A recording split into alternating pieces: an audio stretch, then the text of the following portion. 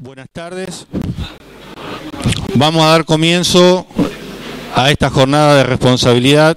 Como ustedes saben, es la segunda que hemos organizado en el año, en esta saga de charlas que hacemos con motivo a la reforma del Código Civil y Comercial unificado y su influencia en el derecho laboral. Hoy contamos con la presencia del doctor José Daniel Machado, un conocido por todos nosotros, un jurista que es un referente regional, aparte de vocal en la Sala 2 de la Cámara del Trabajo.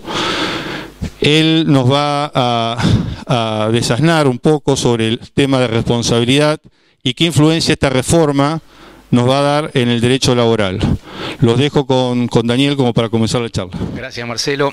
Y en tu persona y en el de Consuelo y Mariela y demás integrantes del Instituto al Colegio de Abogados por esta invitación.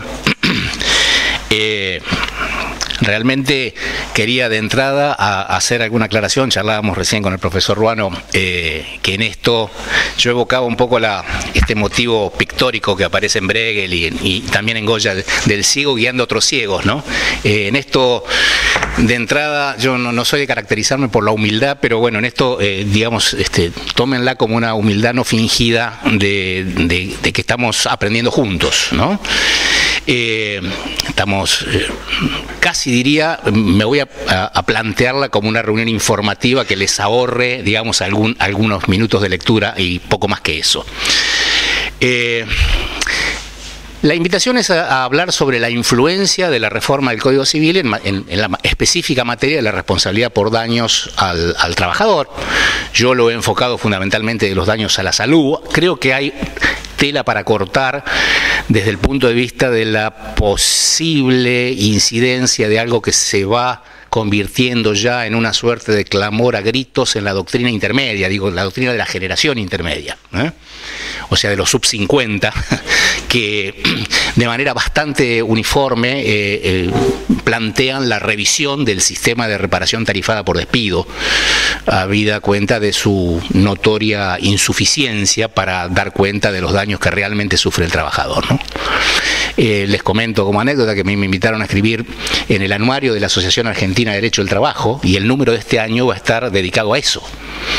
Todos saben que esta es, digamos, por así decir, el ala, está bien que ahora está presidida por un colega de CTA, el doctor García, Héctor García, que nos ha acompañado alguna vez, ¿no? Pero es, digamos, el núcleo más conservador, más tradicional, digamos, de entre las distintas agrupaciones doctrinarias, y el hecho de que hayan elegido este tema sobre la base de la premisa de buscar alternativas, ¿no? O sea, como dando por supuesto la insuficiencia o ineficacia del régimen y de diseñar o de pensar libremente alternativas al sistema de reparación tarifado del 245, o como pase a llamarse ahora. No pienso aprenderme la nueva numeración que es consecuencia del digesto, ni de las leyes ni de los artículos, así que moriré diciendo el 245. Bueno, en cuanto al tema específico para el que me convocaron, empezaría por la sociología del asunto con una conclusión más bien escéptica. Es decir, bueno, ¿para qué nos convocan a escuchar esto si empieza diciéndonos que en realidad no va a tener tanta importancia ni en la práctica y después vamos a ver, me parece que tampoco demasiado en la teoría? Pero en la práctica, ¿por qué? Bueno, yo ayer di una charla en Paraná de otro tema, nada que ver, pero como era para integrante del Poder Judicial, pregunté qué estaba pasando con el tema de la acción civil, etcétera, y un poco al igual que acá, por ahora, pero ya estamos por cumplir casi tres años, en un par de meses, 3 años de la reforma, de la reintroducción de la opción renunciativa, y no hay planteos de acción civil, por lo menos judicializados. No podría haberlos de otro modo que no sean judicializados, digamos.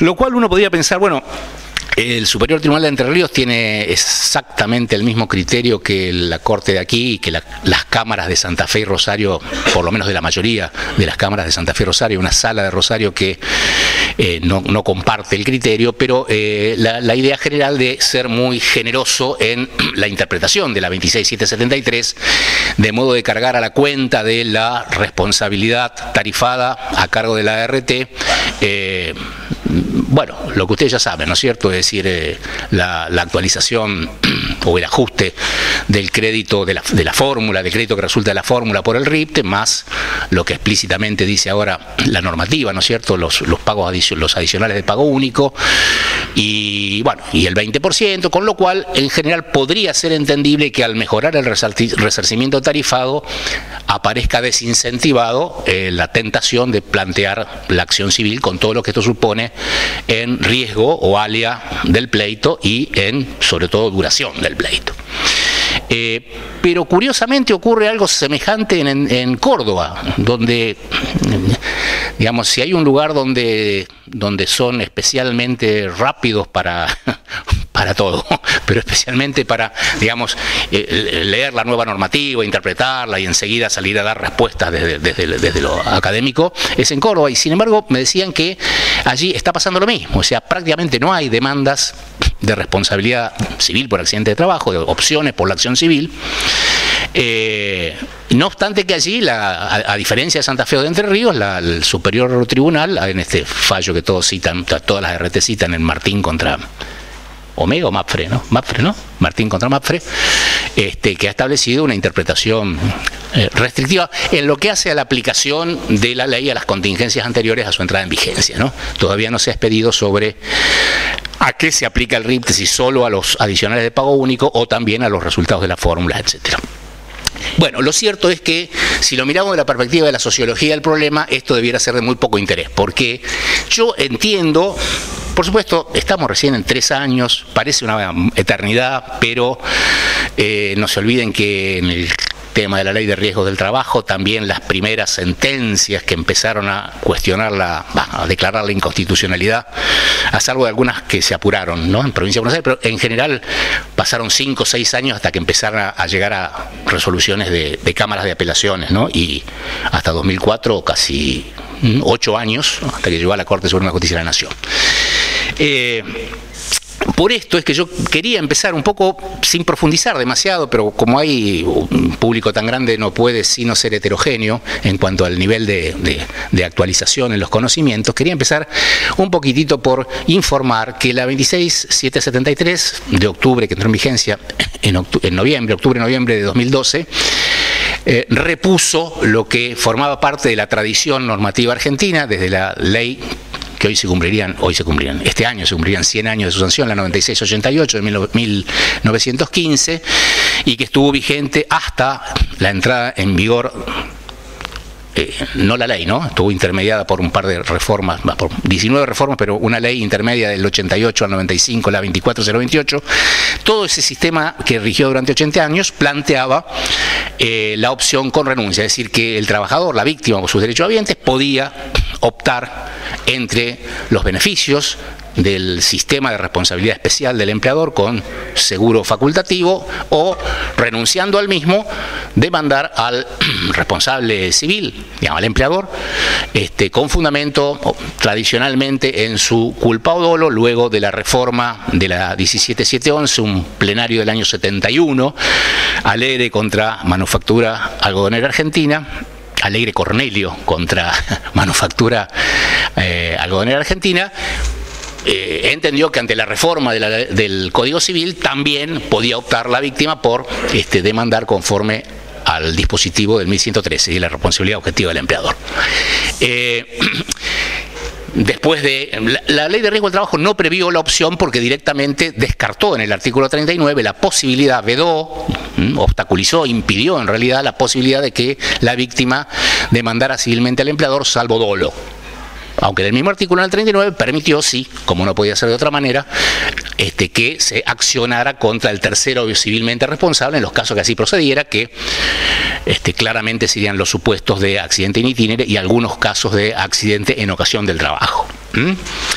La ley repone la opción renunciativa. La ley de 2012, de octubre de 2012, repone la opción con renuncia. Y esto me gustaría comentar muy brevemente cómo, cuando se ejerce esta posibilidad jurídica de optar. Según la ley, hay dos modos de optar por un sistema de responsabilidad, el especial o por el sistema de responsabilidad de derecho común. Los dos modos son en realidad tácitos, maneras tácitas. No se requiere en ningún caso una declaración expresa, aunque por supuesto, si existiera. Los modos tácitos serían iniciar una acción fundada en alguno de los sistemas de responsabilidad disyuntivos, o sea, el de la ley de riesgo del trabajo o el Código Civil, o percibir sumas de dinero, excluidas las que se perciben a título de incapacidad laboral temporaria. Todos sabemos que hay un periodo inicial que puede extenderse hasta un año, puede cesar antes en los casos obvios de cura, muerte o que se declare permanente la incapacidad, pero en las incapacidades estándar que demoran un tiempo en consolidarse el daño y poder establecerse médicamente si es permanente o no, digamos, cesa por imperio de la ley al año. Esas percepciones, durante ese año se percibe una prestación mensual equivalente, no en el texto originario, sino por la reforma del decreto 1694, equivalente a lo que cobra un trabajador afectado por una enfermedad inculpable, enfermedad o accidente inculpable. Es decir, cobra en base al principio de indemnidad, como si estuviera trabajando. En este tramo de la incapacidad laboral temporaria, el 1694 adoptó este criterio que puso en paralelo de alguna manera, porque era una verdadera estridencia desde el punto de vista de la justicia, que un trabajador accidentado cobrara menos que un trabajador afectado por una incapacidad originada en una enfermedad ajena al trabajo o en un accidente ajeno al trabajo, ¿no? Al poner en paralelo con un problema. El decreto 1694 estableció que durante este periodo y durante el periodo de la etapa siguiente, es decir, de la etapa provisional de la incapacidad permanente, ¿se acuerdan aquel periodo que podía durar de 36 meses e incluso extenderse por otros 24 meses más, es decir, hasta 5 años en total? También, en caso de que no se pudiera establecer con carácter definitivo el carácter permanente, valga la redundancia, ¿no? Pero así lo decía la ley, y no se pudiera establecer con carácter definitivo el carácter permanente de la incapacidad, seguía percibiendo esta suma. Yo les confieso que en absoluta soledad di por sobreentendido que esto significaba o tenía una incidencia directa sobre el cálculo del valor mensual del ingreso base, es decir, de la suma que había que considerar a los efectos de calcular luego, conforme al artículo 12 de la Ley de Riesgo del Trabajo, la fórmula resarcitoria de la incapacidad parcial o total permanente, o de la muerte en su caso, ¿sí? Pero en general la doctrina, llamativamente, incluso aquellos como Luis Enrique Ramírez o los que tienen tradicionalmente siempre una lectura más progresista de las normas, dijeron no, dice lo que dice y se comieron. Para mí este era un supuesto claro de modificación implícita, ¿no? Porque realmente conducía al absurdo de que en la etapa temporaria estaba cobrando una suma que luego se desconsideraba para el cálculo de la reparación permanente, teniendo en cuenta que además en el sistema del artículo 12 de la Ley de Riesgo del Trabajo, que al ser de 1995 tengamos en cuenta el contexto, se dicta en el corazón de la euforia de la convertibilidad y la estabilidad monetaria, con la cual la inflación no existía. Y supuestamente esto había llegado para quedarse, con lo cual es en realidad un salario retrospectivo, porque se considera el valor mensual del ingreso base atendiendo a las remuneraciones percibidas en el año anterior a la manifestación invalidante o al accidente, ¿tá? Pero luego se utilizará ese salario retrospectivo un año o más, hasta 6 años en algún caso. Es decir, si además de la incapacidad laboral temporaria nos tomaba la RT, se tomaba esos 5 años adicionales, cosa que en realidad, que yo sepa, ha pasado casi nunca, pero teóricamente al menos podía llegar a pagarse o calcularse una liquidación hasta 5 años después, 6 años después, con un salario que en realidad correspondía al 7º año para atrás, lo cual para mí era un despropósito. Nuestro presidente del instituto tiene un trabajo muy interesante planteando por esto mismo la inconstitucionalidad del artículo 12. Bueno, estamos esperando ansiosos que esto llegue a planteos similares, no digo el de él, el de cualquiera de ustedes, que llegue para ver qué respuesta damos desde la justicia, digamos, ¿no? Pero me parece, me estoy anticipando de alguna manera, que al menos en el plano teórico considero que esto tiene más que asidero. Este es uno de los factores que, en mi opinión, también puede incidir para la permanencia en el sistema. ¿Por qué? Lo habrán escuchado ya algunas veces, bánquenlo lo que ya lo escucharon, pero es un tema que me parece clave. En realidad, ustedes habrán escuchado muchos autores decir, con algo de razón, que la ley 26.773 mejoró sustancialmente las prestaciones. Es decir, que recurrió, si bien reinstaló la opción renunciativa, apeló a la permanencia en el sistema sobre la base del noble incentivo de mejorar las prestaciones, en lo cual, en teoría, estamos todos de acuerdo. Pero esto es una verdad relativa, y casi diría que es una verdad tan relativa que tiene olor a falsa. ¿Por qué? Porque en realidad todo va a depender de cómo interpretemos las normas. Si interpretamos el artículo 12 según yo estoy proponiendo, es decir, que se tomen los salarios sobre la base del 208, digamos, del equivalente al 208, si los salarios que venía percibiendo el damnificado como si estuviera trabajando, es decir, anteriores a el momento en que se debe liquidar la indemnización, evidentemente el resultado va a ser otro. Ayer charlábamos con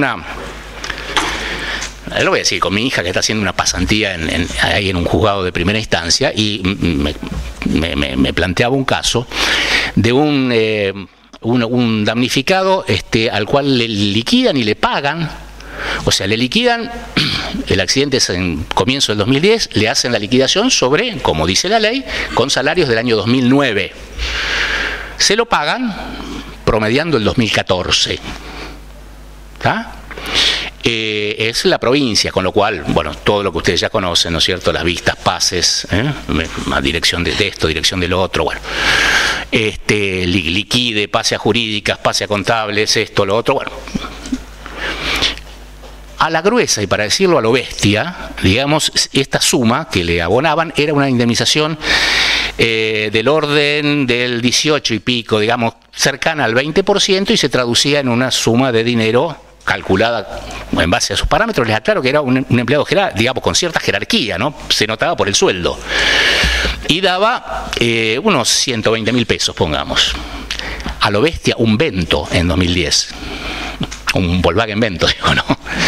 ¿Se acuerdan que en una época, los más grandes se acordarán cuando en épocas de alta inestabilidad monetaria, antes de los 90, el valor vida se equiparaba a autos, la Cupefuego, el valor de la Cupefuego. Este amigo se hubiese comprado un Vento. Con la misma suma en 2014 no compra la mitad de un Chevrolet Agile.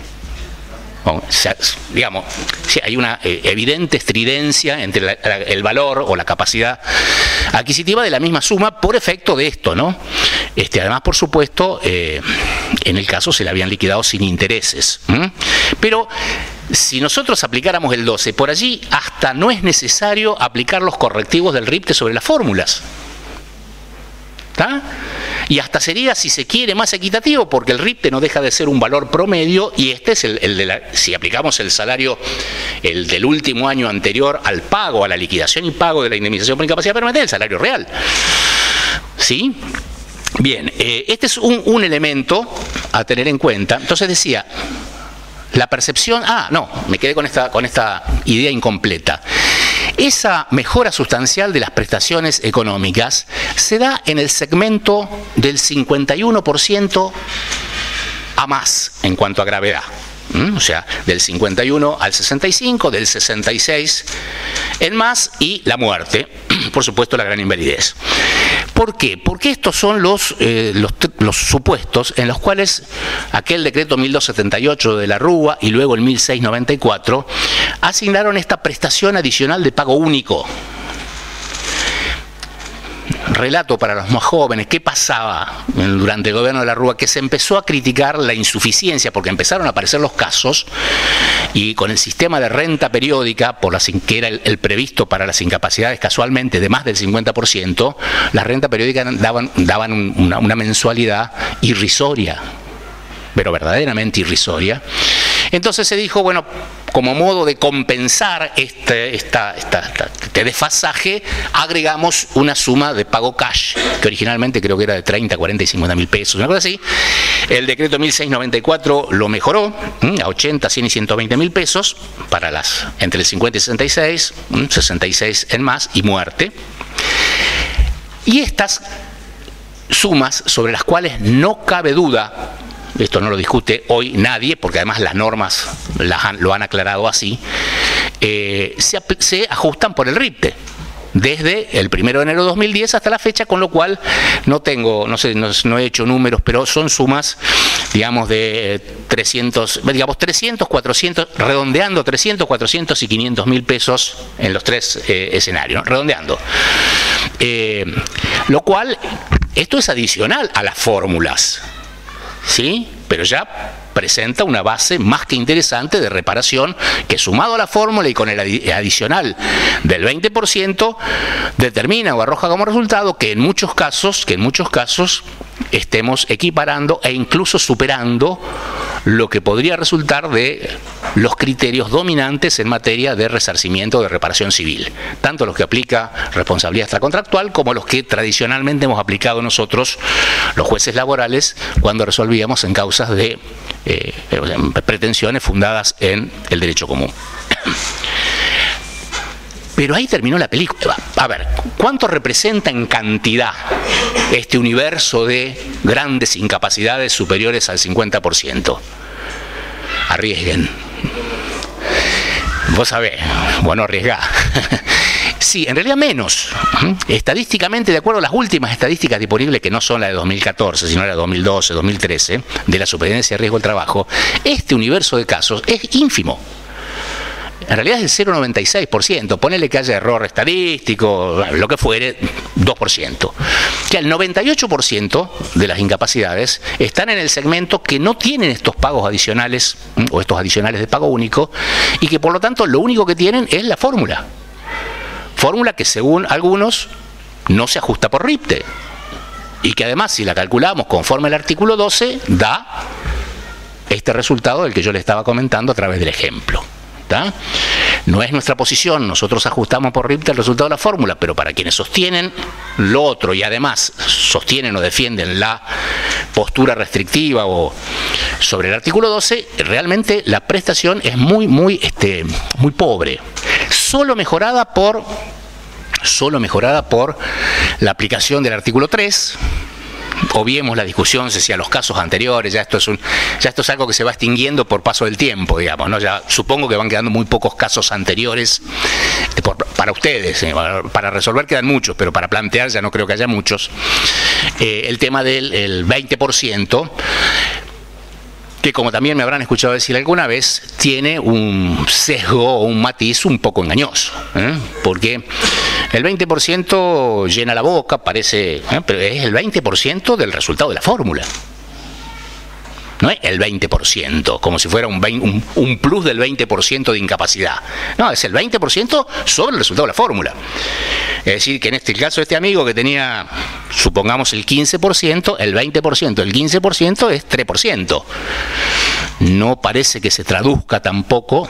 Ahora, el punto de incapacidad, esto sí es una mejora importante. Además de estos adicionales de pago único, sí tampoco hay discusión de que los pisos establecidos por el 1694, que llevan el mínimo del punto de incapacidad a 7.200 pesos aproximadamente, según el último ajuste de marzo de este año.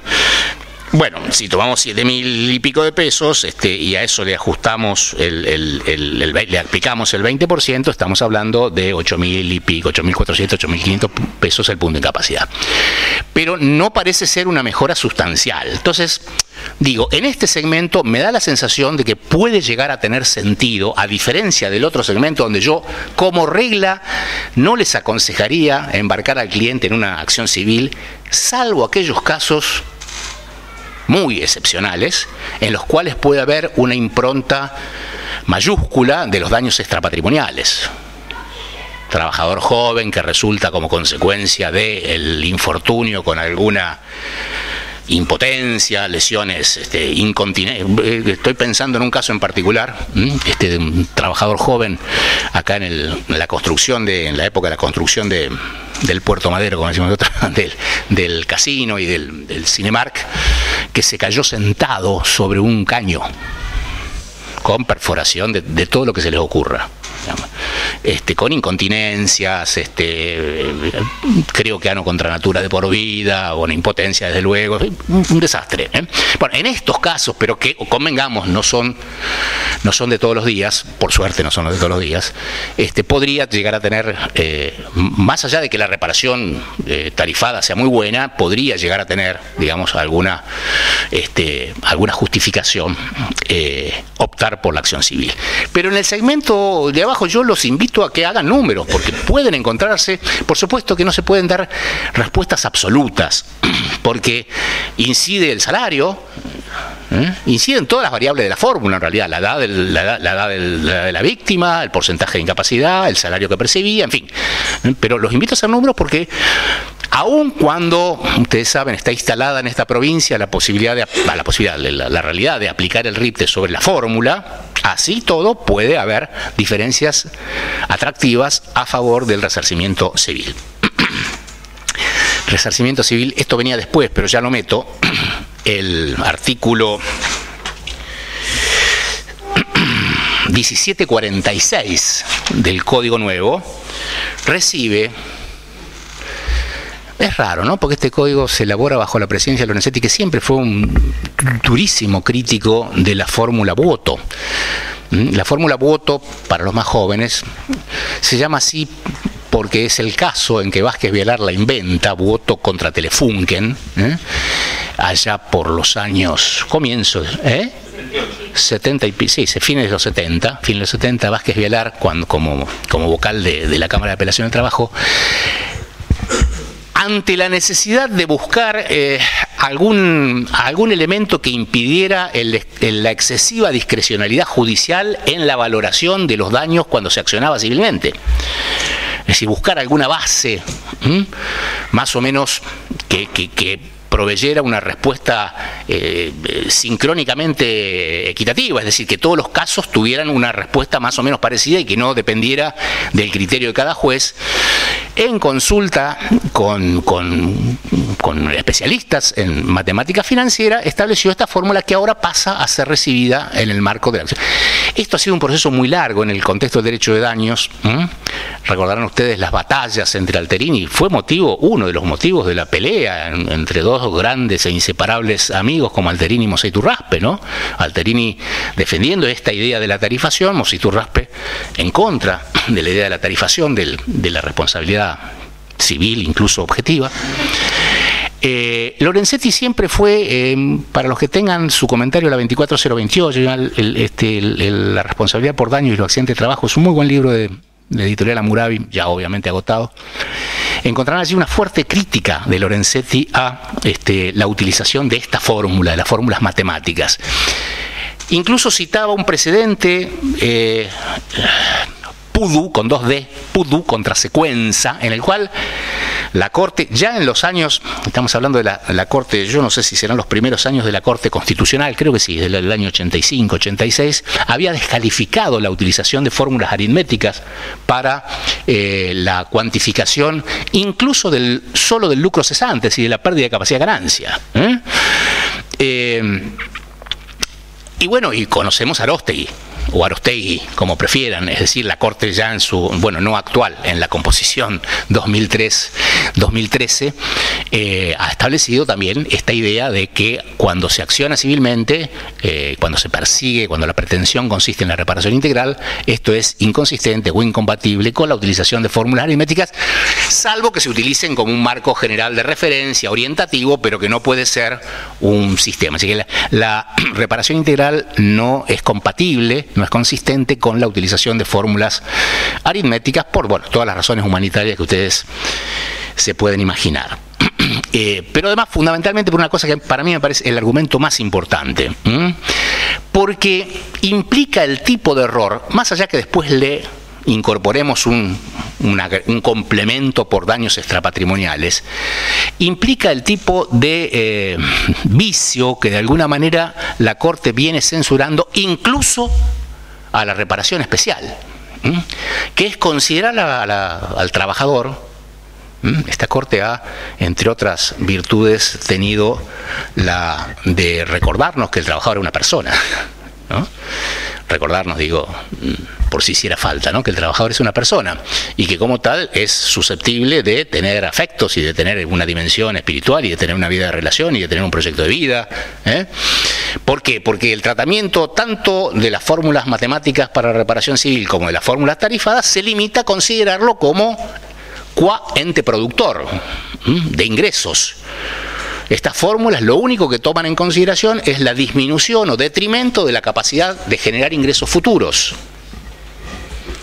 Y aún así sobre la base de otra falacia o de otra mentira, porque en realidad los baremos, y en esto estoy casi citándolo a Lorenzetti, los baremos tienen el atractivo de la cosa del sentido común, y como el sentido común generalmente nos conduce o nos induce al error. ¿Por qué? ¿En qué se basa? ¿En qué se basa el sistema de baremos? Bueno, en la suposición de que si yo tengo una afectación del 30% en mi salud, eso se proyecta nominalmente sobre mi capacidad de ingresos futuros. Es decir, estoy perdiendo el 30% de mi capacidad, con lo cual estoy, a contrario censo, diciendo que conservo mi capacidad para generar un 70% de ingresos. ¿Tá? Lo cual, obviamente, salvo en las incapacidades muy nimias, digamos por debajo del o hasta el 5%, pero en el resto es macana. Pensemos en esto que yo mencionaba hoy como zócalo entre el 50 y el 51%. ¿Ah? El que tiene un 50%, yo diría más del 30% de una incapacidad, es alguien excluido radicalmente de la posibilidad de generar ingresos futuros y quedará con suerte y en una economía más o menos sustentable, condenado al submundo marginal del trabajo indecente, es decir, el de la changa, el de la ocupación temporaria y semiclandestina y por supuesto negro. ¿Por qué? Porque no puede pasar un examen preocupacional con semejante porcentaje de incapacidad. Y además hay una imposibilidad jurídica, porque esto puede ser, bueno, una apreciación medio panfletario. No, pero no es posible en el derecho argentino que a nadie se le pague con imputación a su discapacidad un salario inferior. ¿Se entiende lo que quiero decir? Con lo cual, tendríamos un planteo de discriminación, digamos, mayúsculos, si a un empleador se le ocurriera contratar a un trabajador diciéndole, como tenés un 30% de incapacidad, te contrato, pero te pago el 70% del sueldo. ¿Sí? Podría así, por vía de adjudicación de una categoría inferior a la que tenía, a lo mejor seguir trabajando, pero vamos a manejarnos con la normalidad de los asuntos. De modo que por eso es que Elena Hayton en su voto, cuando ella dice, en sus votos sobre estas cuestiones, cuando ella dice, se limita a resarcir solo la incapacidad de ganancia, y aún eso lo hace de modo insuficiente, está apuntando a esto.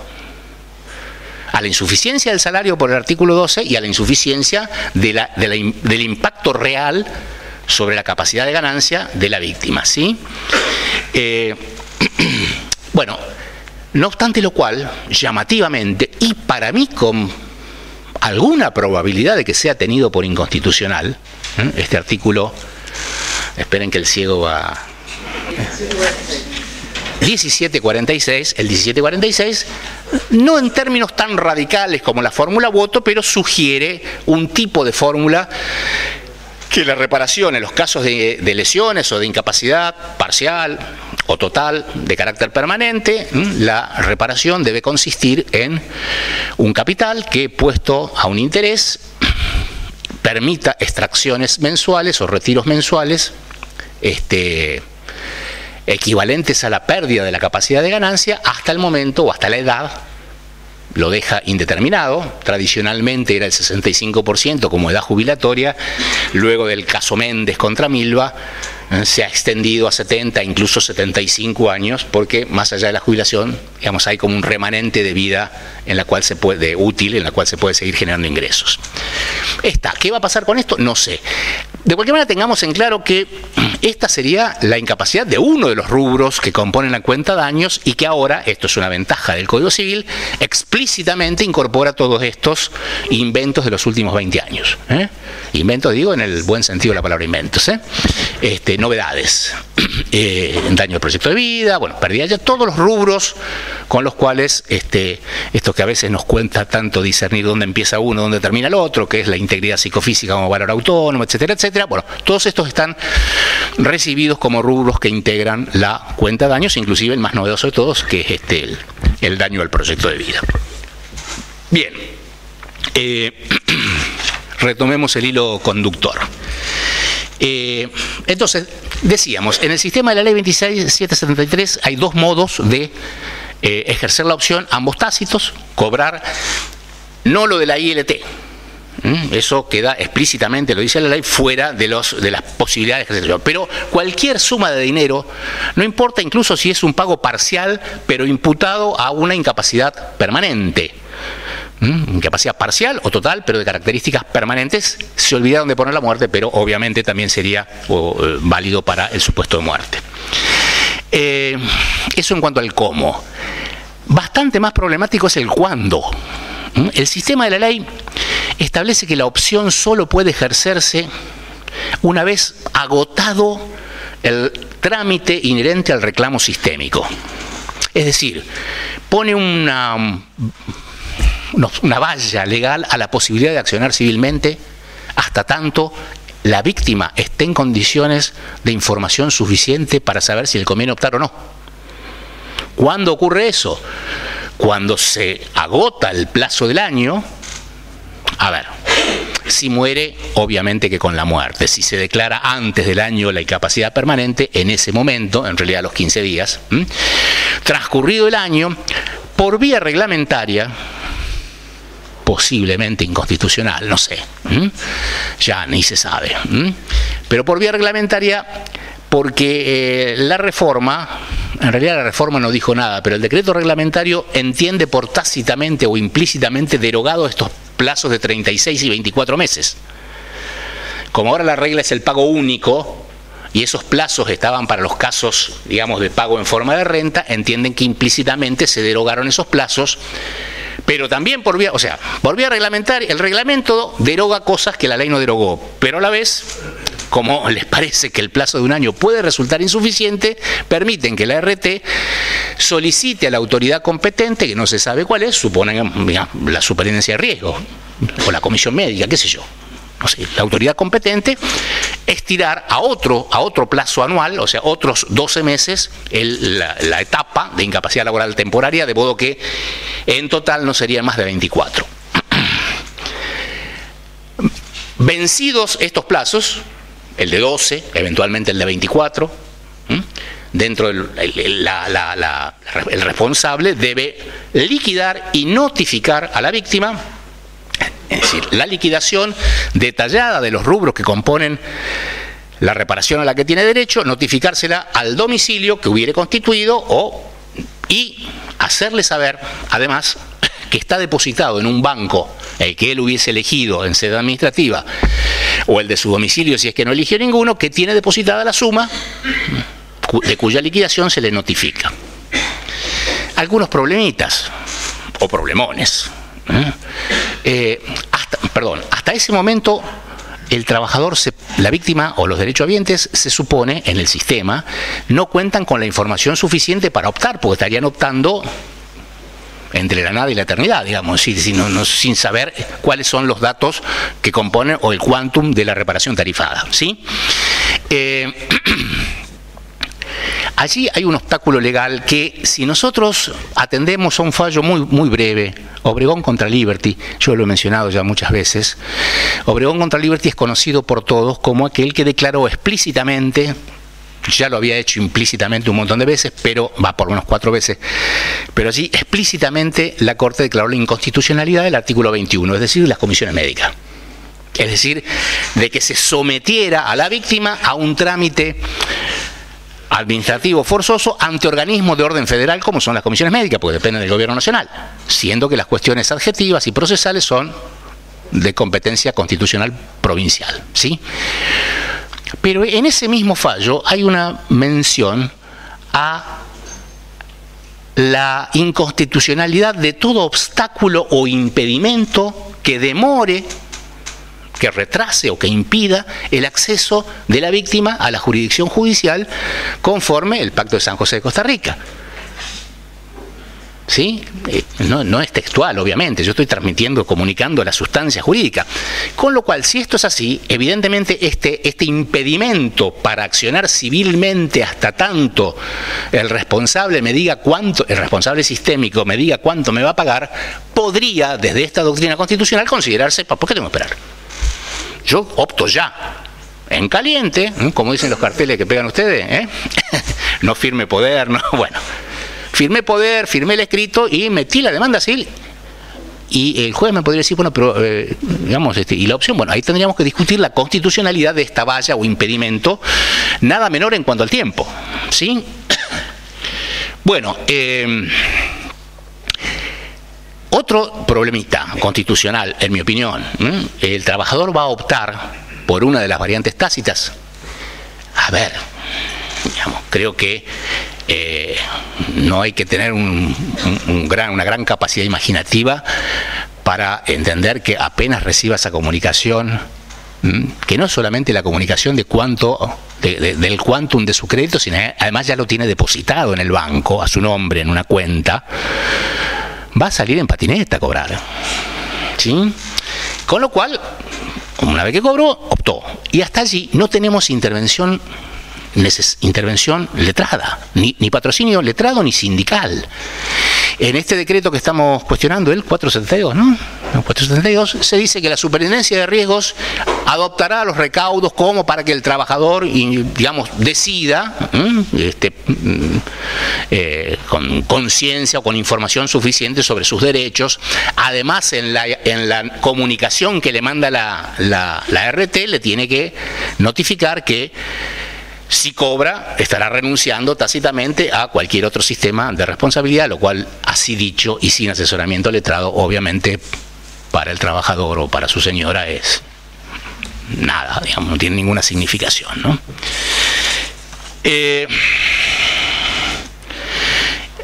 Claramente hay que entender que si la condición para que el trabajador pueda optar conforme al sistema es que le ofrezcan algo,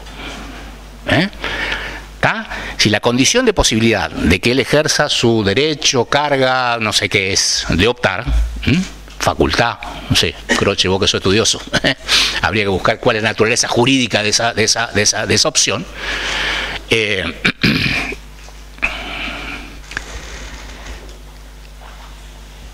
No sé, me perdí, no sé en qué estaba diciendo. Se ofrecen algo. Que si te ofrecen algo, la condición es que me ofrezcan algo. Para los muchos casos en que, no obstante haber aceptado la denuncia del siniestro y por ende no discutir la naturaleza laboral del infortunio, o que negándola a la RT, la comisión médica después declare que se trata de un accidente, pero que alta sin incapacidad, o sea, 0%, que se traduce obviamente en un crédito de nada, imputado a una incapacidad permanente que según la RT y la comisión no existen. En ese caso yo no tengo por qué optar porque no me están ofreciendo nada. El ofrecimiento es la condición de la opción. Consecuentemente allí para mí no hay opción y yo tengo o conservo mi derecho a accionar judicialmente contra ambos responsables, cada uno, o sea el empleador y la RT, contra la RT diciendo no, yo entiendo que tengo una incapacidad permanente y dentro del sistema reclamo lo que entiendo que me corresponde. Y contra el empleador la responsabilidad civil, en su caso. Es decir, habría una subsistencia del cúmulo cuando no hay un ofrecimiento que me ponga que ponga a la víctima ante la disyuntiva de tener que elegir. Bueno, ¿es constitucional esta opción? Hasta ahora, repito, no tenemos casos, con lo cual es todo doctrina, pero hay una tendencia a una rara unanimidad que incluye, por ejemplo, a Jorge Rodríguez Mancini, un autor conservador, digamos, quizás el emblema de los autores conservadores en derecho del trabajo, pero hay con matices y con distintos fundamentos, pero una tendencia a considerar que esta opción renunciativa es inconstitucional. Sí, salvo Massa y Ackerman, en general, todos los demás autores, por distintos fundamentos, no nos sobra el tiempo, pero pasando revista rápidamente, hay un caso. Yo creo que en los fallos de la Corte, encontramos un montón de argumentos. Buscando doctrina constitucional en los fallos de la Corte encontramos un montón de argumentos. Yo llamo la atención sobre uno porque los laborales supongo que los conocen a la mayoría.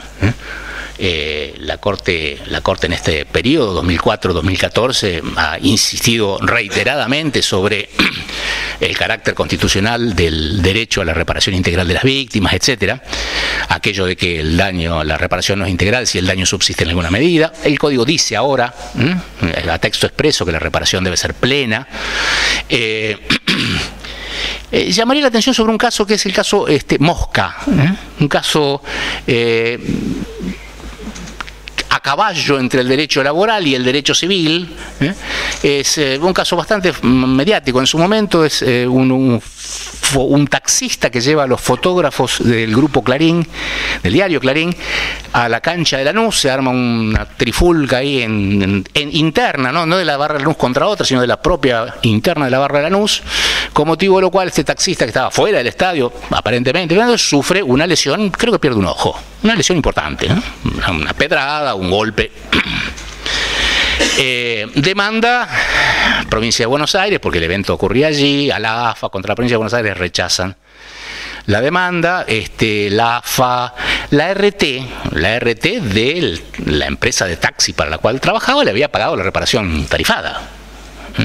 Es lo que demanda es una reparación integral contra el Club Lanús. Y la Corte Suprema de Justicia de la Nación, porque esto venía rechazado en las instancias anteriores o con admisiones parciales, la Corte allí pone énfasis en la complementariedad del sistema tarifado, como si fuera, es algo sobre lo que yo siempre insistí, como si se tratara de un seguro social que funciona, como en todo el mundo, complementariamente a la eventual responsabilidad civil del dañador. Esto es universal. Cuando digo universal. Casi no hay países que tengan un sistema como el nuestro, en los cuales, digamos esta singularidad tuvimos antes la responsabilidad individual del empleador y ahora este seguro confiado a una sociedad anónima con fines de lucro, ¿sí? En el mundo funciona con infinidad de matices, por supuesto, pero con alguna respuesta, características de un seguro social que lo puede administrar el Estado, lo pueden administrar órganos tripartitos con participación de empleadores y de trabajadores. Hay matices en cuanto a cómo se financia, etcétera, pero que en definitiva esta respuesta limitada, tarifada a cargo de un seguro social es complementaria con la responsabilidad civil del empleador, que en algunos casos se limita a la responsabilidad por culpa de dolo, en Uruguay, por ejemplo, y en otros casos comprende cualquiera de los supuestos admitidos por el derecho común de responsabilidad del empleador. Bueno, este es un argumento interesante, ¿no? Y después los autores, hay una que muy transitada, sobre todo por los autores de izquierda, en cuanto a su pensamiento, que es la del vicio de la voluntad. Y ¿se acuerdan que les decía en la anterior oportunidad que nos juntamos acá a pensar sobre estas cosas? El vicio de la voluntad siempre supone, cualquiera de los vicios, salvo quizás el error de hecho, pero de los vicios que normalmente consideramos que pueden infectar la voluntad de la víctima, ¿qué presuponen? Presuponen un agente que induce, el que produce la intimidación, la amenaza, el engaño, el ardido, lo que fuere. Y aquí, digamos, en beneficio propio de terceros, engaña, la teoría de los vicios de la voluntad, en general, sea cual sea el vicio, se basa sobre esa idea del aprovechamiento, incluso la lesión del aprovechamiento de la necesidad. Pero siempre hay un agente viciador, por así decirlo, es un sujeto activo de la producción del vicio, que aquí no está, porque a la ART le da lo mismo si la víctima cobra o no cobra, porque anticipémoslo para los que no lo sepan, la ART, esa suma que estimó y depositó, nunca la recupera para sí. En cualquier caso, si la víctima decide no cobrarla y accionar civilmente, esa plata se transfiere de la cuenta esta del trabajador a la cuenta del juicio, y eventualmente, en caso de una condena civil contra el empleador, aprovecha de esta suma, digamos, depositada, si se deduce de la cuenta de daños en la pretensión integral. Y si pierde el juicio, o sea, si lo gana el empleador, ¿qué pasa con esa plata? Va al fondo de garantía. Es decir, que la RT, como el Kini o el Loto, no se vale, el sale o sale, es decir, paga o paga. ¿Sí? Con lo cual, porque uno dice, bueno, pero la RT lo engaña al trabajador para que... La RT le da lo mismo, no es en beneficio propio. Digamos, uno puede pensar que de acuerdo a la dinámica propia del sistema y por esta falencia que yo le decía, a lo mejor no se esmera demasiado en informarlo al trabajador sobre sus derechos, pero tampoco me parece que esté engañando. Quien engaña, no es quien engaña, quien coacciona, es la ley. ¿Se entiende? Es decir, acá, quien lo está de alguna manera poniendo en la disyuntiva al trabajador, y entre la espada y la pared, de la posibilidad de despreciar una reparación tarifada y embarcarse en un juicio civil con la posibilidad de perderlo y no cobrar nada, es la ley. En todo caso, el agente viciador, por así llamarle, sería el legislador. Y esto es así. Pero no nos permite invocar los vicios de la voluntad. En todo caso, lo que tenemos que plantear es buscar, por otro lado, la inconstitucionalidad de la ley. Y aquí encuentro yo el argumento más pesado, que es la irrazonabilidad. Venimos desde Carrió para aquí, Carrió Genaro, ¿no? Dios nos libre y nos guarde. Desde Genaro Carrió para aquí, ¿será pariente, che? No, ¿no? Abuelo. Mira vos, tío. Bueno, de Genaro Carrió para aquí, sabemos que la irrazonabilidad es la socia indisoluble de la inconstitucionalidad. Son vecinos, amantes, razonabilidad, inconstitucionalidad. Y esto es irracional. ¿Por qué es irracional? Porque colocarlo al trabajador en esta disyuntiva de que si se embarca en la acción civil y pierde no cobra nada, es en el puro interés de nadie. No hay un interés de un sujeto de derecho contrapuesto al empleador. Si gana el juicio, digamos, me frega, es decir, ¿a dónde va esa plata? Hasta uno puede pensar que por razones humanitarias o de cariño, de última lo conoce al trabajador, puede ser que lo conozca por solidaridad y a que se la lleve este muchacho. ¿Está? O sea, a él le resulta indiferente, al empleador no tiene intereses contradictorios con lo de la víctima a propósito de esa plata ya depositada. La RT tampoco, por lo que les conté, opone. Así que eventualmente el interés antitético al de la víctima de llevarse esa plata en caso de que pierda el juicio civil es con el Estado. Porque cuando yo dije el fondo de garantía lo administra la Superintendencia de Riesgo del Trabajo. ¿Se entiende a dónde apunto? Es decir, aquí no es que estemos distribuyendo o haciendo asignaciones de derecho, simplemente lo estamos, la ley, el sistema, es irracional por su perversidad, porque en el intento lícito en cuanto tal de que las víctimas permanezcan en el sistema, y además porque es hipócrita, porque los fundamentos de la ley dice que esta ley viene a cumplir la función de someterse a la doctrina constitucional de la Corte y por eso se va a derogar el 39. Pero en realidad hace todo lo contrario. Deroga el 39, pero genera un alambique, un laberinto, con el efecto, para alcanzar oblicuamente el mismo efecto que el 39 expresamente se proponía. Es decir, que yo creo que hay argumentos como para plantear eventualmente la irrazonabilidad. Y además, fíjense, como para completar la copa. Ya me está agarrando el hambre, estoy pensando en un helado con una, para coronar, digamos, para coronar la copa, el San Pedro, ¿cómo es Don Pedro? El Don Pedro. Como para coronar la copa helada, pensemos que en realidad el trabajador pierde, si opta por la acción civil, el trabajador pierde un crédito que otro deudor, no el empleador, el deudor originario, la RT, había reconocido. O sea, no está renunciando, porque fíjense que en el viejo sistema de opción, de las leyes anteriores, era en definitiva una opción entre resultados inciertos. Podía ganar una, perder la otra, en fin, era entre dos resultados inciertos. Acá tengo un crédito reconocido por el deudor con todo lo que eso implica en el derecho en general, el reconocimiento. Bueno, desde que interrumpe la prescripción, ustedes saben, tiene efectos fuertes, ¿sí?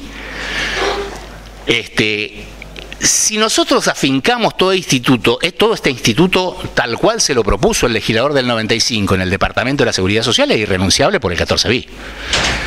¿Se entiende? Si es un beneficio de la seguridad social, como dijo el legislador del 95, es irrenunciable porque el 14 bis nos lo dice a texto expreso. Y si es laboral, también.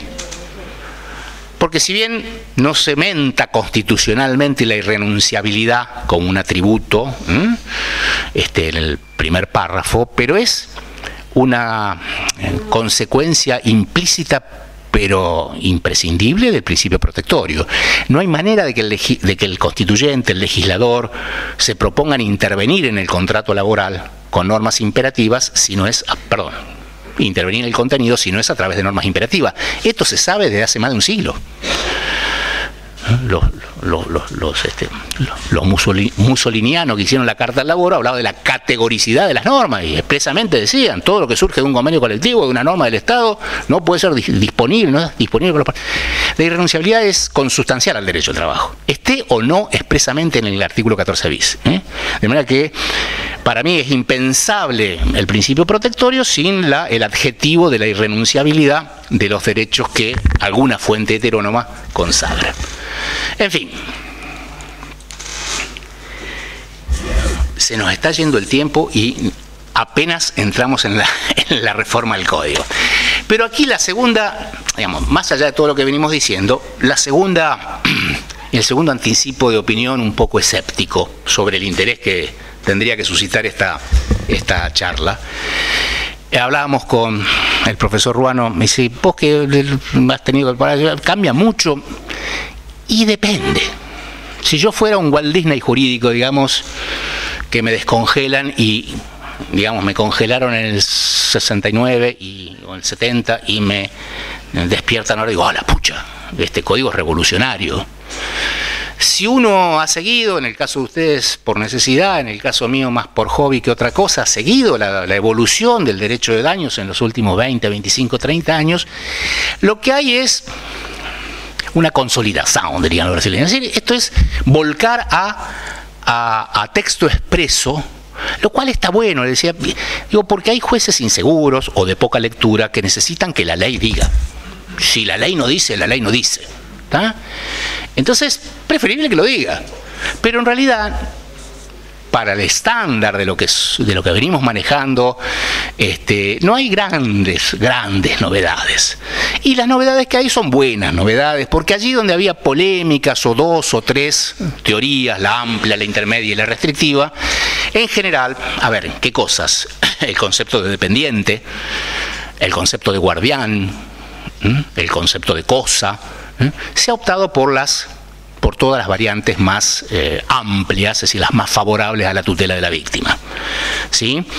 Pero es, digamos, plasmar en letra legal una recopilación de lo que han sido la evolución de las jornadas, congresos, y con toda esta oleada que siguió desde los años 70, o sea que ya lleva más de 40 años, con sus idas, venidas, pero que finalmente, de la mano fundamentalmente de Alterini, de Mosé, de Kemmelmacher, y bueno, todo lo que ustedes conocen, imponiéndose, digamos, en la batalla cultural por los alcances asignables a la reforma del 68 sobre el 1113.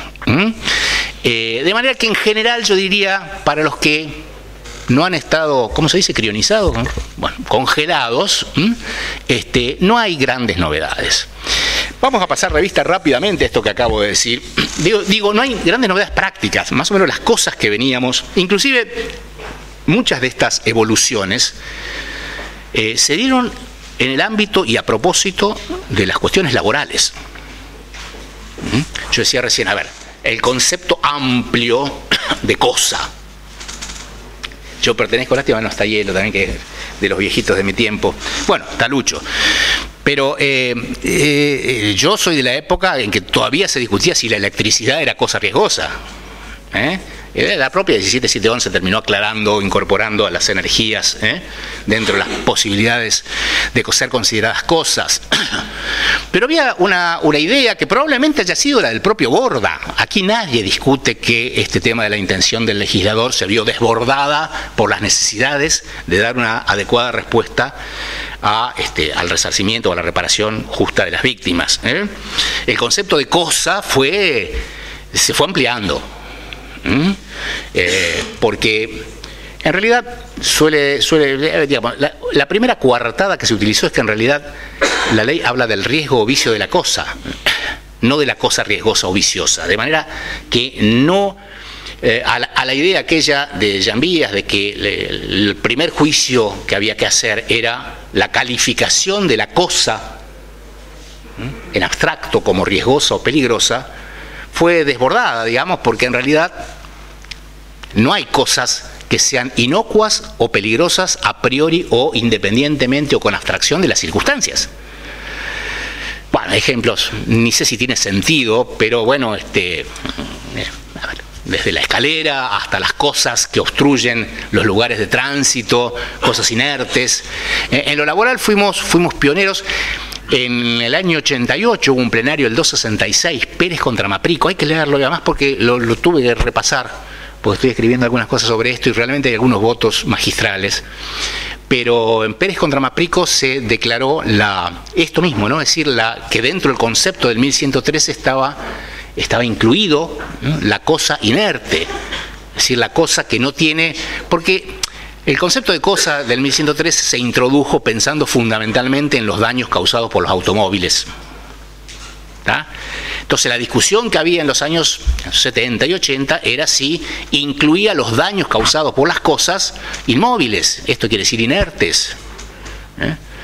Bueno, pero puestas en un determinado contexto, en una determinada circunstancia, esa cosa inerte puede ser causante de daños y cabe dentro del concepto de cosa riesgosa de 1113. Se dijo ya hace 30 años y más o menos para la misma época, en realidad unos años antes, 1986, yo traje aquí algunos por si los quieren, como lo tuve que poner en un fallo, pero algunos casos.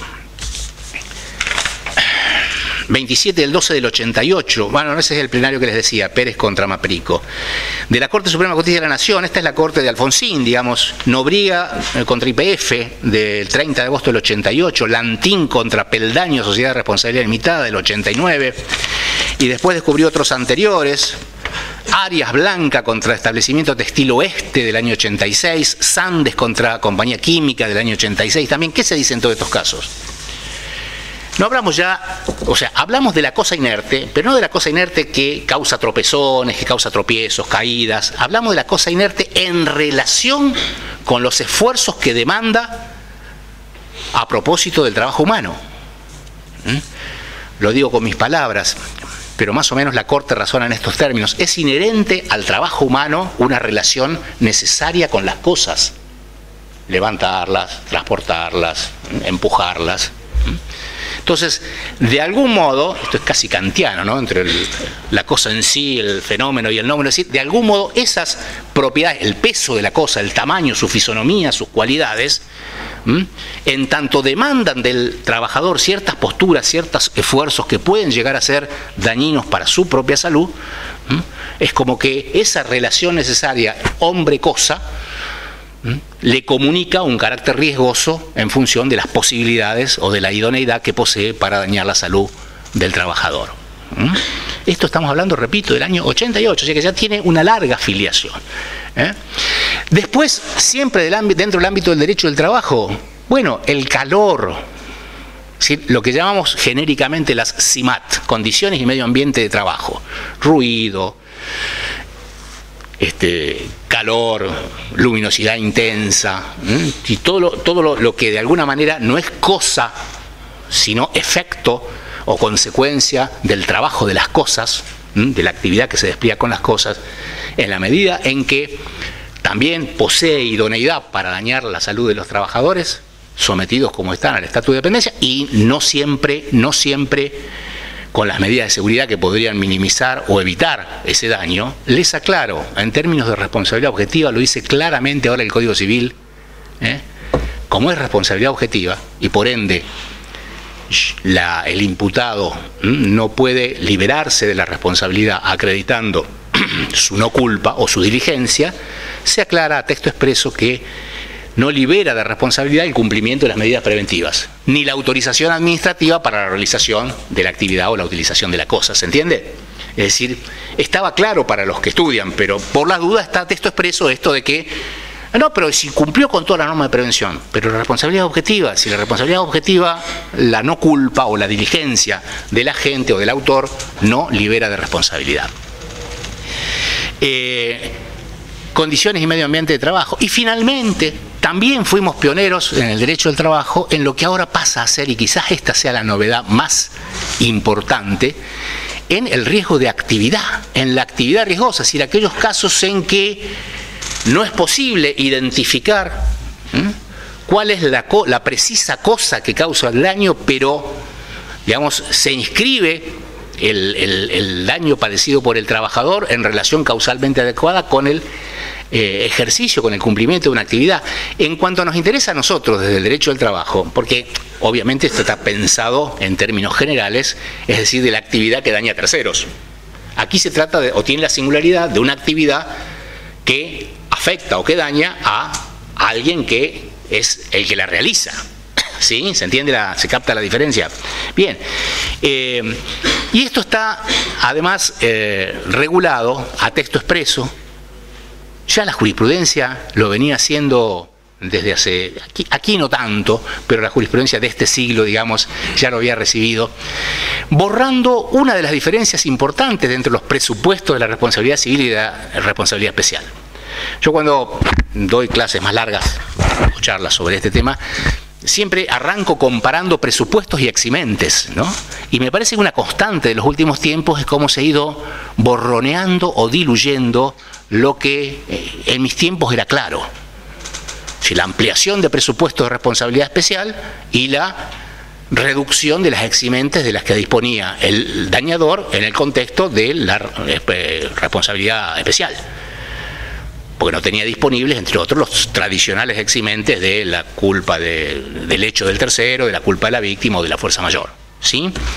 Pero todo esto tiende a ir borroneándose en ambos sentidos. Yo creo que la incorporación de la responsabilidad objetiva por la actividad riesgosa o peligrosa, como ha sido plasmado además en la más amplia de sus versiones, porque no es un poco reeditando aquella discusión sobre si la cosa peligrosa en sí, a priori, aquí se toma la actividad que es por su naturaleza o inherentemente riesgosa, fabricación de explosivos, carrera de autos, qué sé yo, pero también las que son peligrosas o por los medios empleados o por las circunstancias de su realización. Y esto tiene mucho que ver con uno de los presupuestos de la ley especial que no lo era de la responsabilidad civil, que es la ocasión laboral. No todos, pero muchos de los supuestos de ocasión laboral, que era una de las diferencias a favor del sistema especial, ahora también son demandables civilmente. Me refiero a todos los supuestos de inseguridad o vinculados a la inseguridad urbana, que son lamentablemente cada vez más frecuentes. Entonces, colectivero que circulaba por la Panamericana y que recibe proyectiles que se arrojan desde ciertos barrios, no vamos a incurrir en estigmatizaciones, pero digamos que jurídicamente no son hechos excepcionales ni extraordinarios, sino que acostumbran suceder según el curso más o menos normal y ordinario de las cosas, que por lo menos no son extraordinarios ni excepcionales. Objetos arrojados. Hay una larguísima tradición en derecho civil a propósito del deber de seguridad en los ferrocarriles, que también, sobre todo en el Gran Buenos Aires, por los lugares donde circula, son objeto de constantes agresiones de terceros no identificados, de manera que allí o se puede incriminar por la actividad riesgosa, bueno, en el caso del ferrocarril por el contrato de transporte, ¿no? Pero en el caso de colectiveros, en el caso, el primero que yo recuerde, de los trabajadores de Prosegur o de Juncadela o de alguna de estas empresas de transporte de caudales, o recaudadores o repartidores Son comunes estos trabajadores que hacen repartos de soda, lácteos, fiambres o lo que fuere por distintos barrios donde sufren asaltos. Bueno, esto tradicionalmente, de acuerdo a las reglas de la responsabilidad civil, eran hechos del tercero no dependiente. Funcionaban como eximentes. Laboralmente entraban dentro del esquema de responsabilidad penal. Sí, ¿por qué? Y bueno, porque lo que ponía al trabajador en esas coordenadas de lugar y de tiempo en la que es agredido por el delincuente era el ejercicio o el cumplimiento de la prestación contractual comprometida con su empleador. O sea, no estaba haciendo turismo, estaba repartiendo. Entonces, en todas estas situaciones ahora me parece que pasan a ser, muchas de ellas, también comprendidas o alcanzadas por los presupuestos de la responsabilidad civil bajo el factor de atribución, actividad riesgosa por las circunstancias de su realización. Pues obviamente el reparto, a ver, está el riesgo inherente de la utilización del vehículo, la tradicional, ¿sí? Pero, o sea, de sufrir una colisión de tránsito, pero ahora se agrega esta posibilidad de sufrir una agresión de terceros no dependientes, pero que tanto corresponden al riesgo de actividad. Por supuesto, porque también se incrimina, no solamente a propósito de la actividad, se incrimina no solamente al que la realiza, sino también al que obtiene provecho o se sirve de la actividad. Galdós, un profesor de Derecho de Daños, dice: ojo, esto siempre y cuando haya relación causal, porque obtiene provecho de un recital de rock, ¿no?, el choripanero, o de un espectáculo deportivo, el choripanero, y no por esto lo vamos a incriminar. O sea, tiene que haber una relación causal entre los organizadores del evento y la causación del daño, la mecánica de causación del daño. Digo esto, pues me parece bastante burdo el ejemplo, pero me parece gráfico. A veces lo burdo tiene la ventaja de ser gráfico. Este ejemplo de Galdós me impresiona. No cualquiera que obtenga un beneficio o un provecho en la medida que sea ajeno a la organización, porque en definitiva aquí hay un énfasis muy, muy decidido en la recuperación de la idea de riesgo creado, abandonando por un lado la idea del riesgo-beneficio. Bueno, el riesgo-beneficio en realidad originariamente fue concebido como contrapartida lucrativa, es decir, se fundaba moral, éticamente en el ibi emolumento ibi onus, ¿se acuerdan? Es decir, donde está la ventaja está como contrapartida la carga. Si yo organizo una actividad que genera riesgos con la finalidad de obtener un beneficio, originariamente asimilado beneficio a lucro, corro con la responsabilidad de hacerme cargo de los daños que cause esa actividad, ¿sí? Entonces, pero después se dijo, bueno, no hay que confundir beneficio con lucro. El beneficio puede ser de otra índole que no necesariamente reconduzca a la idea comercial de empresa. ¿Sí? Cualquier empresa, aunque sus finalidades no sean lucrativas, sino que obtenga algún beneficio de otra naturaleza, de otra índole. Yo creo que tal cual aparece concebido entonces el riesgo creado, a lo que tenemos que apuntar es a la asociación entre esta circunstancia de haber generado un peligro, de haber incorporado un peligro que no tiene por qué ser ilícito. Aquí la responsabilidad objetiva prescinde por completo de la ilicitud en el sentido tradicional y por supuesto también de la culpa. En todo caso, filosóficamente uno puede decir, bueno, en realidad no hay una culpa o no interesa tanto el autor del daño, sino el autor del riesgo, con lo cual habría una culpa en la creación del riesgo. Bueno, es una especulación filosófica que no nos conduce, digamos, a nada concreto. Lo concreto es que quien dispara la posibilidad, o porque lo crea o porque lo aumenta, de algún peligro como riesgo de dañar a las personas, y tiene la posibilidad de, digamos, tiene la carga de vigilar, de fiscalizar, de controlar y de evitar los daños. ¿Tá? Y si hay una relación de causalidad entre esa actividad que se pone en marcha y el daño, hay obligación de responder. más allá de perdernos en divagaciones a propósito de si la actividad es riesgosa a priori o si no lo es, y si es, repito, está incorporada a texto expreso en la más amplia de las versiones. Y bueno, aquí también hay una amplitud en cuanto al concepto de quién se entiende que debe responder, es decir, el legitimado pasivo, legitimado sustancial pasivo de la organización de la actividad, ¿no? Y también les decía, en lo que era el tradicional 1113, en primer párrafo, se recibe sobre la idea del dependiente, de qué se entiende por dependiente, la más amplia de las versiones. Es decir, obviamente esto ya estaba también resuelto por la doctrina, pero ahora está texto expreso. No es solamente el dependiente en sentido laboral, sino cualquier otra persona de la cual el principal se valga para el cumplimiento de sus obligaciones o la realización de sus fines.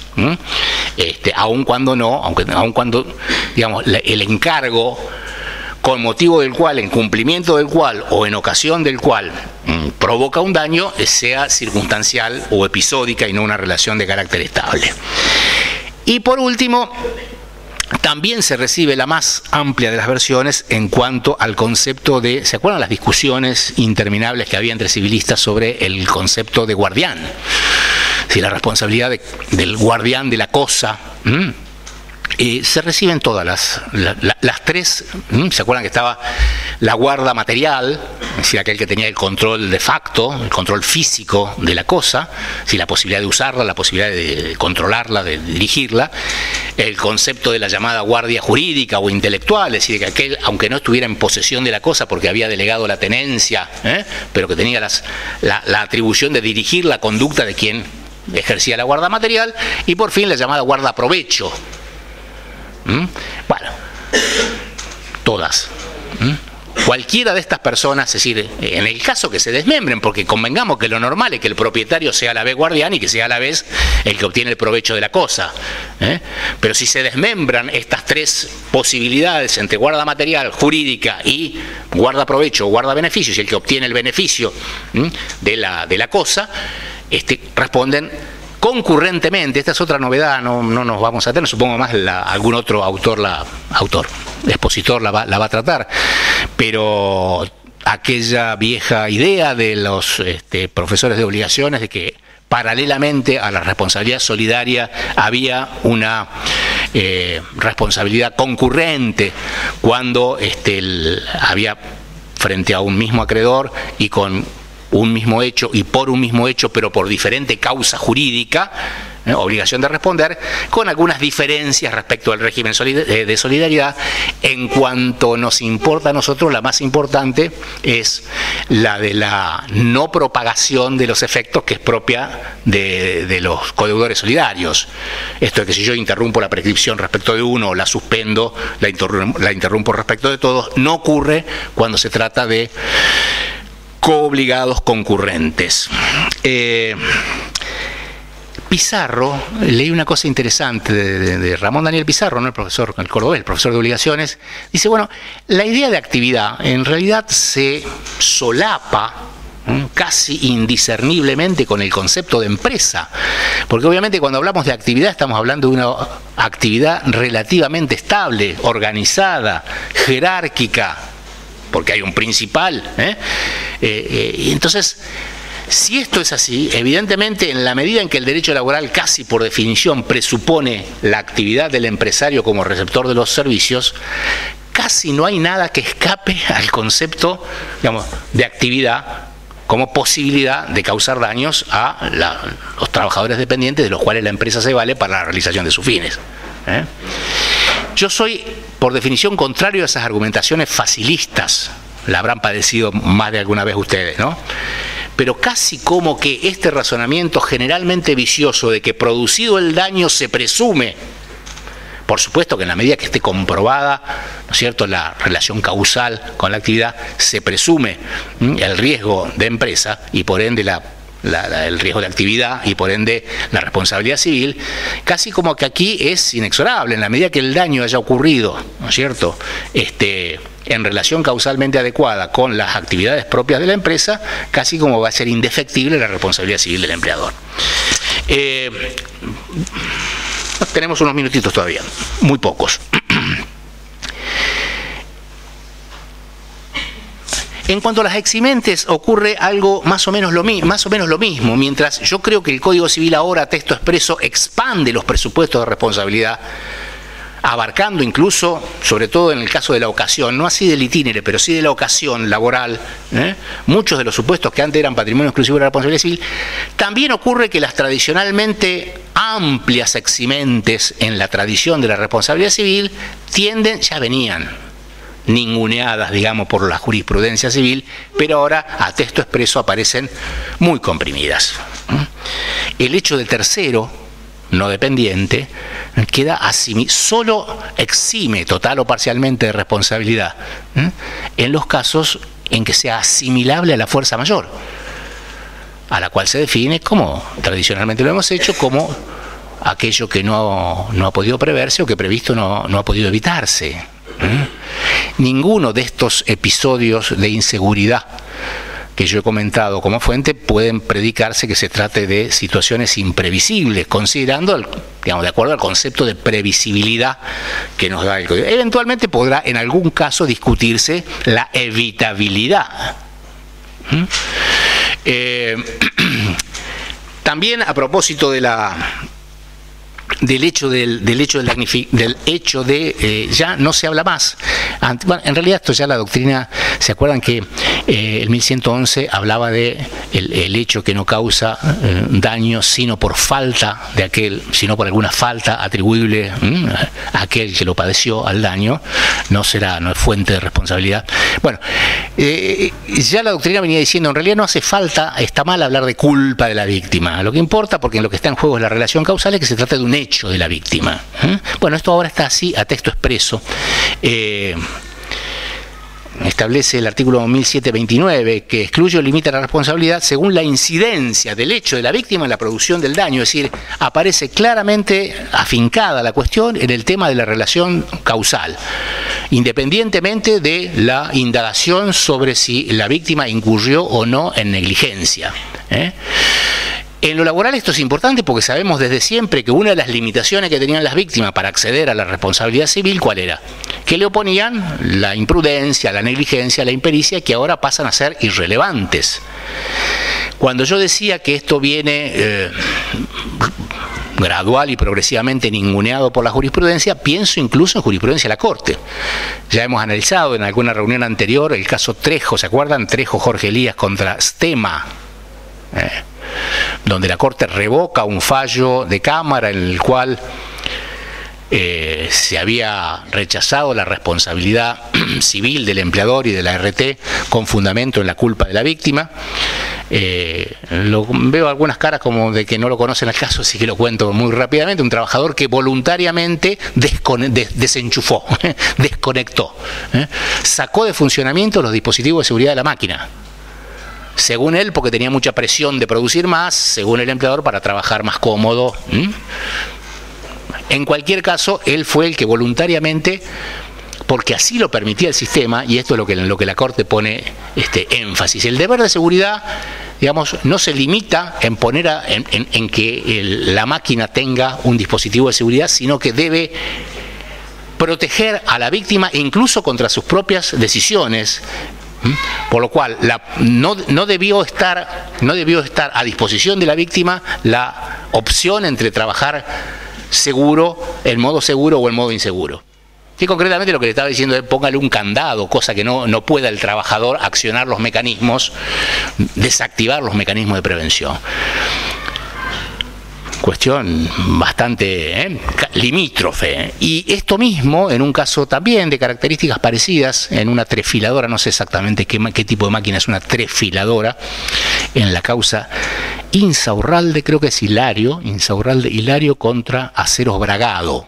Esta es una causa bastante reciente, no muy conocida, en que básicamente también se insiste en la idea de que el deber de seguridad la Corte lo entiende casi como una garantía u obligación de resultado, para hablar en la terminología propia del derecho de las obligaciones, como diciendo, para que excluya la responsabilidad, incluso la responsabilidad objetiva del empleador, debe ser causa exclusiva del daño, el hecho de la víctima. O sea, desvirtuar completamente la relación causal, de modo que solo pueda ser imputable totalmente a el hecho de la víctima la causación del daño. Y por fin de los fines,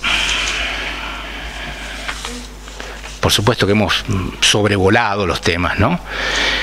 Por fin de los fines, una cuestión que está dando lugar a lo primero que se ha escrito, y con la rara unanimidad también hasta ahora todos los que han escrito consideran que es inconstitucional. Fue mi primera reacción, no es que la haya cambiado. Me acuerdo cuando salió la ley, teníamos una reunión de los directores de la revista de Derecho Laboral y no habían leído la ley. Yo comenté esto y hubo coincidencia entre todos los directores, que el marmazo, que esto era discriminatorio, ¿no?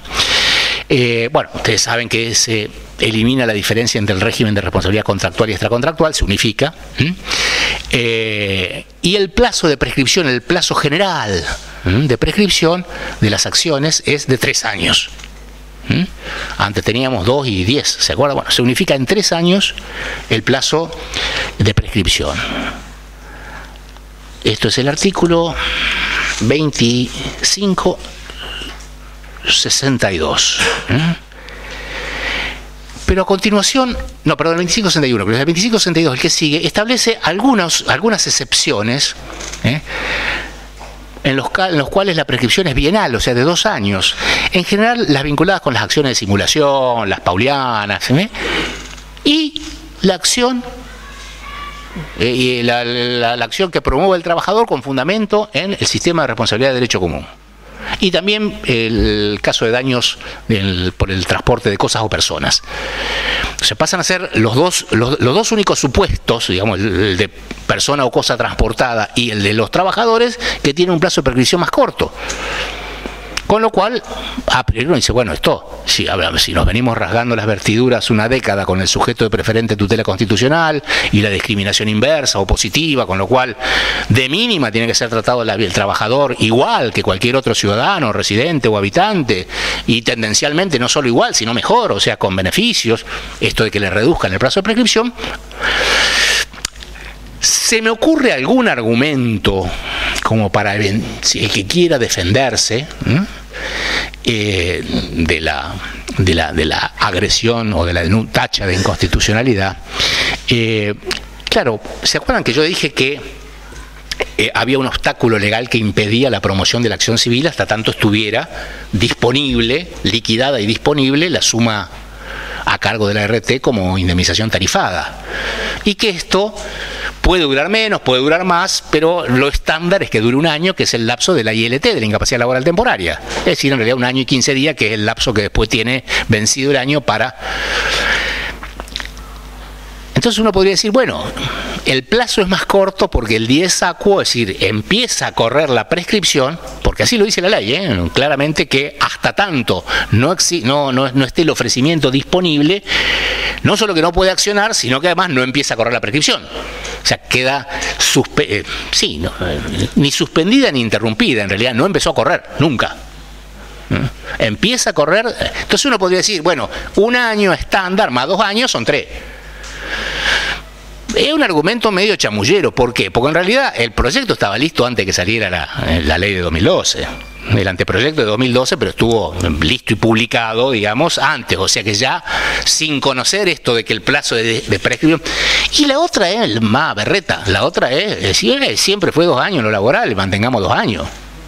Digamos, o sea, históricamente siempre fue en la ley de riesgo de trabajo y en todas las leyes el plazo de prescripción, como en el 258 de la ley de contrato de trabajo, 2 años.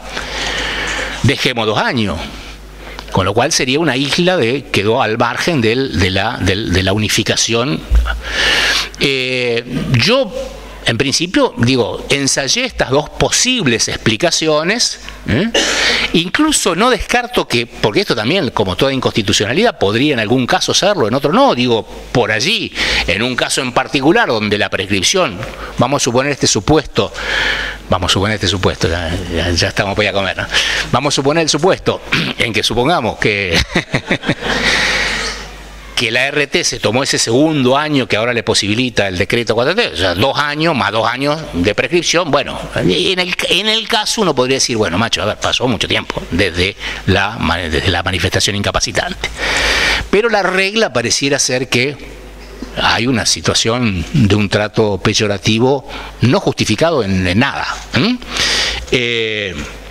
De cualquier manera, hay un par también de novedades en materia de prescripción que yo quería referirles en este sobrevuelo.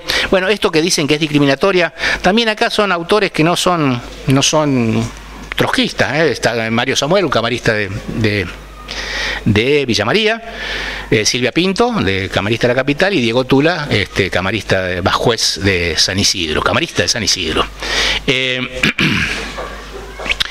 La suspensión, la suspensión por interpelación fehaciente, que ahora pasa a estar en el artículo 2541, no es más por un año, es por 6 meses, ojo. Para todos, no solo no para lo laboral, para todos es de 6 meses. Y tengan además en cuenta que en las disposiciones, yo esto lo omití, pero en casi todas las disposiciones, por ejemplo, la responsabilidad de dueño y guardián de la cosa es concurrente, no es solidaria, por lo cual si yo suspendo contra uno, no suspende contra el otro. ¿Está? Si eran solidarias, se produce este efecto de la expansión o propagación de los efectos, cosa que no ocurre si son simplemente obligaciones concurrentes, y en algunos casos expresamente dice que la responsabilidad es concurrente y no solidaria. Y eso para mal, la reducción, digamos, del plazo de la suspensión. Pero sí tenemos 2 buenas noticias. La interrupción, que antes era por demanda judicial, ahora es por petición judicial. Lo bueno es que petición es mucho más amplio, obviamente, no es la demanda en sentido estrictamente procesal, sino cualquier petición, obviamente idónea y enderezada a la realización del crédito. Y lo malo es que se mantiene lo de judicial, con lo cual seguimos en el dilema de si en aquellos casos como el de las acreencias laborales, por lo menos las originadas en este accidente de trabajo, en que hay un trámite administrativo de tránsito para la jurisprudencia no, pero para la ley sí, obligatorio, es decir, el reclamo sistémico ante la RT, ante la Comisión Médica, produce el efecto interruptivo asimilable a demanda. Yo creo que sí, pero no lo dice con toda claridad. Y, por ejemplo, recuerden ustedes que en Buenos Aires hubo un plenario que estableció que el reclamo ante el SECLO no surte efectos asimilables a los de la demanda. Y otra buena es que se aligeran, y los autores le están dando mucho oxígeno a este instituto de la dispensa de la prescripción ya cumplida, es decir, la atribución que tiene el juez frente a la prescripción ya cumplida, es decir, con el plazo ya agotado, siempre y cuando dentro de los 6 meses, antes decía 3, ahora son 6, de cesado el impedimento, se ejerzan los derechos. Se meta la demanda, porque ejercer los derechos a esta altura, yo no sé, no podés suspender ni interrumpir una prescripción ya cumplida, así que el único modo de ejercer los derechos es la demanda judicial.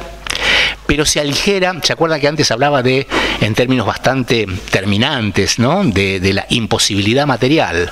Ahora la expresión que usa es dificultades de hecho, e incorpora maniobras dolosas del deudor.